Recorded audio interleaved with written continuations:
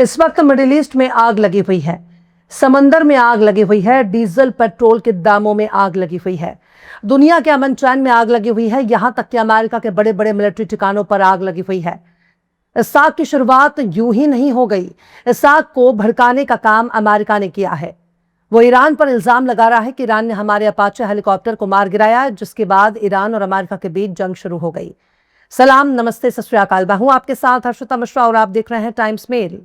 America बार बार Iran पर इल्जाम लगा रहा है कि ईरान ने अपना शाहिद ड्रोन हमारे अपाचे हेलीकॉप्टर में घुसा दिया और उसका हेलीकॉप्टर क्रैश हो गया। वो तो गनीमत रही कि अमेरिकी नेवी ने अपने 2 फौजियों की जान बचा ली, वरना व्हाइट हाउस में बॉडी बैग का इंतजार हो रहा होता। पर बात सिर्फ यहीं तक नहीं है। अमेरिका ने 11 तारीख को ईरान के जजीरों पर हमला किया है, ईरान के मिलिट्री अड्डों पर हमला किया है, यहां तक कि उसके बुनियादी ढांचे पर हमला किया है, जिसके बाद ईरान ने मिडिल ईस्ट में मौजूद अमेरिका के फौजी अड्डों को ठोकना शुरू कर दिया है। एक के बाद एक मिलिट्री अड्डों को निशाना बनाना शुरू कर दिया है। बहरीन से लेकर कुवैत और कुवैत से लेकर जॉर्डन तक ईरानी मिसाइलों ने तबाही मचा रखी है।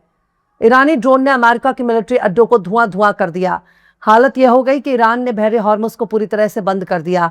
पर जो अमेरिका का सदर कल तक बड़े बड़े दावे कर रहा था कि हमने ईरान के नेवी को खत्म कर दिया, उसके एयरफोर्स को खत्म कर दिया, उसकी पूरी फौज को खत्म कर दिया, उसके पास डरने के लिए कुछ है ही नहीं। अब अगर अमेरिका सदर सोशल मीडिया में बयान जारी करके लोगों को बता रहा है, पूरे जमाने को बता रहा है कि ईरान की फौज ने हमारे जहाज को ठोक दिया, हमारे हेलीकॉप्टर को गिरा दिया, हमारा बड़ा नुकसान कर दिया। पर साहब, जंग तो ऐसे ही होता है। जंग में बड़े बड़े दावे किए जाते हैं, जंग में बड़े बड़े हमले किए जाते हैं, जंग में तिल को ताड़ बनाकर पेश किया जाता है, जंग में पेंसिल को मिसाइल बताकर पेश किया जाता है।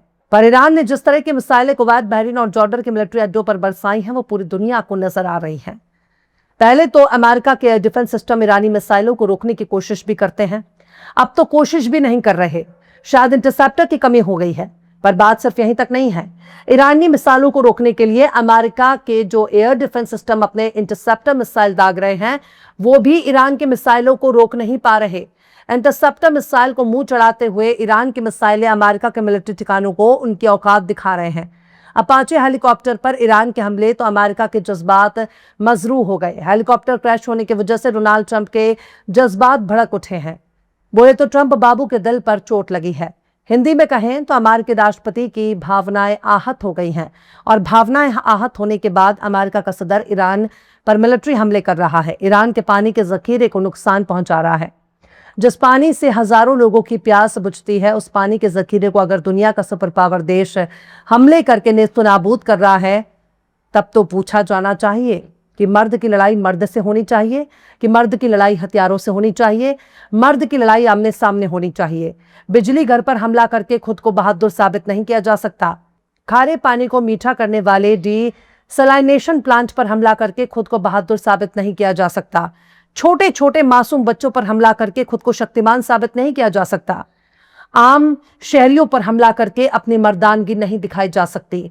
अगर मर्दानगी दिखानी है तो फौज पर हमला करो, फौजियों पर हमला करो, फौजी अड्डों पर हमला करो। अगर मर्दानगी साबित करनी है तो मर्दों से मुकाबला होना चाहिए। पर अमेरिका की इतनी हैसियत नहीं रही कि वो आमने सामने की जंग कर सके। वियतनाम से लेकर क्यूबा तक अमेरिका की यही दास्तान है। अफगानिस्तान में भी अमेरिका अपनी मर्दानगी दिखाने गया था, 20 साल तक लड़ता रहा और फिर दुम दबाकर भागने के लिए मजबूर हो गया। जब ईरान पर हमले के लिए बार बार बहाना बना रहा है, कह रहा है कि जब तक ईरान हमारे साथ न्यूक्लियर डील नहीं करेगा, तब तक उस पर हमले होते रहेंगे, तब तक ईरान को नुकसान का सामना करना पड़ेगा। पर साहब, कोई भी समझौता कनपटी पर बंदूक रखकर नहीं किया जाता। खासकर ऐसी कौम को मौत का डर नहीं दिखाना चाहिए, ऐसी कौम को कत्ल की धमकी नहीं देना चाहिए जिस कौम के लिए मौत इतनी ही प्यारी है जितना अमेरिका को जिंदगी। अमेरिका उस कौम को धमकी दे रही है जो कौम अपने रब से दुआओं में शहादत मांगती हो। उस कौम को मौत से नहीं डराया जा सकता। इस कौम को जान से मारने की धमकी देना भारी पड़ सकता है। अमेरिकी फौज ने हमलों का नया दौर डोनाल्ड ट्रंप की उस धमकी के बाद शुरू किया, जिसमें डोनाल्ड ट्रंप ने इल्जाम लगाया था कि ईरान बातचीत को लंबा खींच रहा है, सिर्फ वक्त बर्बाद कर रहा है, लंबा वक्त ले रहा है और अब ईरान को इसकी कीमत चुकानी होगी। अमेरिकी सेंट्रल कमांड ने सोशल मीडिया पर पोस्ट करके कहा कि उसने ईरान में कई ठिकानों पर सेल्फ डिफेंस में हमले शुरू किए हैं। सेंटकॉम ने कहा कि हमने ईरान की बिना वजह के लगातार जारी हमलों के जवाब में किए जा रहे हैं। यानी सीधे सीधे उनका यही कहना है कि ईरान हम पर बिना वजह के हमले कर रहा है और इन हमलों की वजह से ही अपने सेल्फ डिफेंस में ईरान पर जवाबी कार्रवाई कर रहे हैं।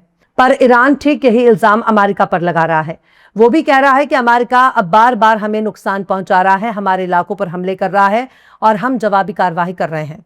इसके बाद ईरान ने जवाबी कार्रवाई करते हुए बहरीन, कुवैत और जॉर्डन में अमेरिकी मिलिट्री ठिकानों पर हमले शुरू कर दिए। इस एक हफ्ते के दौरान ये तीसरी बार है जब दोनों ने एक दूसरे पर सीज फायर तोड़ने का इल्जाम लगाया और एक दूसरे पर जवाबी हमले का दावा किया।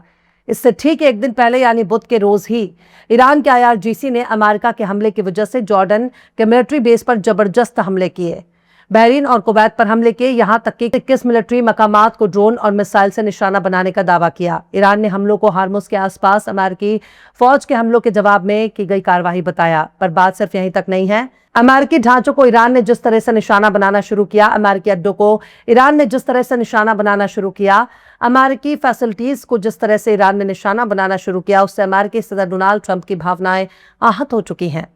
उनका दिल टूट चुका है। इसलिए डोनाल्ड ट्रंप ने अमेरिकी मीडिया से कहा कि अगर तेहरान ने जल्द से जल्द कोई समझौता नहीं किया तो अमेरिका उसके जरूरी बुनियादी ढांचों को निशाना बना सकता है।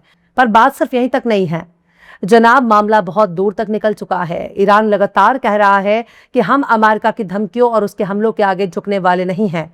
वो सीधे सीधे कह रहा है कि अमेरिका के किसी भी हमले का हम मुंह तोड़ जवाब देंगे और ऐसा करता हुआ नजर भी आ रहा है।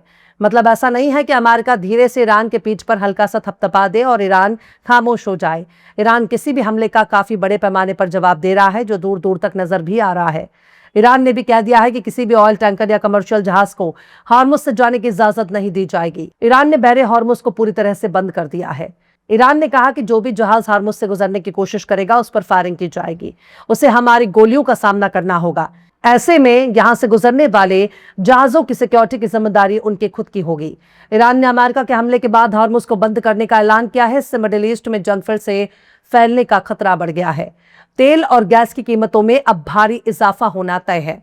हार्मुज बंद होने की वजह से दुनिया के बड़े हिस्से में खाड़ी मुल्कों से तेल और गैस की सप्लाई पूरी तरह से रुक जाएगी। खैर, एक ही लाठी से सबको हाँकना ठीक नहीं होता और अमेरिका हर किसी को अपनी ताकत के दम पर झुकाना चाहता है। पर ईरान उनके आगे झुकने को तैयार नहीं, बल्कि डोनाल्ड ट्रंप कोई ना कोई बहाना तलाश रहा है ताकि अपनी इज्जत बचाकर खामोशी से इस जंग से बाहर निकल जाए। पर ईरान उसे बाहर निकलने का मौका नहीं दे रहा। फिलहाल इस खबर में बस इतना ही। यह एपिसोड आपको कैसा लगा कमेंट बॉक्स में जरूर से बताइए। पसंद आए तो लाइक करें, शेयर करें और बेबाक, निष्पक्ष, स्वतंत्र पत्रकारिता को सपोर्ट करने के लिए हमारे चैनल टाइम्स मेल को जरूर से सब्सक्राइब करें और बेल आइकन की घंटी वाली बटन जरूर से दबा दें ताकि आपको हमारे आने वाले नए वीडियो की नोटिफिकेशन फौरन ही मिल जाए। फिर मिलते हैं किसी और वीडियो में एक नई खबर के साथ। हर्षिता मिश्रा को दीजिए इजाजत। जय हिंद। अगर अभी तक आपने हमारे चैनल टाइम्स मेल को सब्सक्राइब नहीं किया है तो जल्दी से सब्सक्राइब कर दें और बेल आइकन भी प्रेस कर दें।